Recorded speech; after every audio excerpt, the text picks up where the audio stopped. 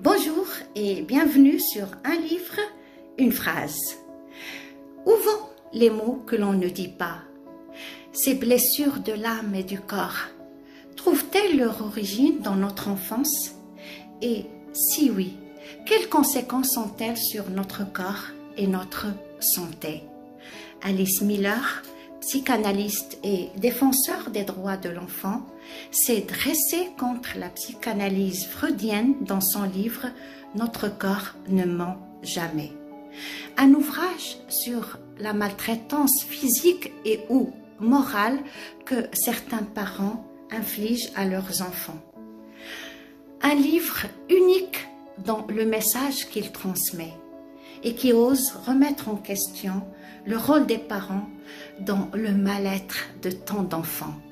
Je cite: « Les enfants humiliés et maltraités ne deviennent pas des monstres, mais tous les monstres ont été des enfants humiliés et maltraités.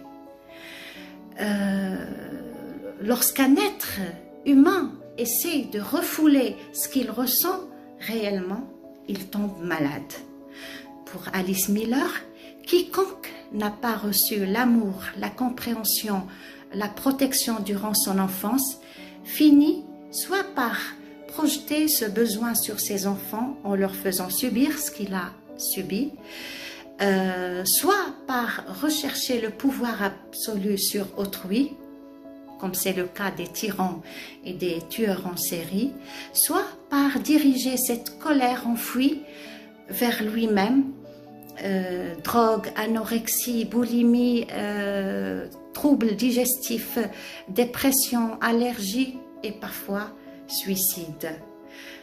À travers des biographies de personnes et d'auteurs célèbres, Alice Miller démontre que le déni des sentiments attaque le corps inexorablement. Dostoïevski, Tchekhov, Kafka, Nietzsche, Proust, Virginia Woolf, Arthur Rimbaud, ces êtres brillants ont tous réussi à sublimer leur mal-être, leur souffrance dans la littérature et les beaux-arts. N'empêche qu'ils ont tous eu une mauvaise santé et sont tous morts prématurément.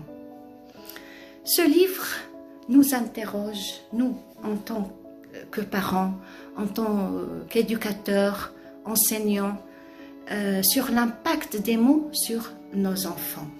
Les mots blessants, les mots dévalorisants, humiliants peuvent provoquer dans le cœur de nos enfants des conflits dramatiques qu'ils pourront traîner avec eux jusqu'à leur maturité. Eux, ce dont ils ont besoin, c'est qu'on les aime, qu'on les comprenne, qu'on les écoute, qu'on les éduque correctement. On leur aura donné la force et les clés d'une vie équilibrée. Alors, à la maison, à l'école, faisons surtout attention à notre manière de parler à nos enfants.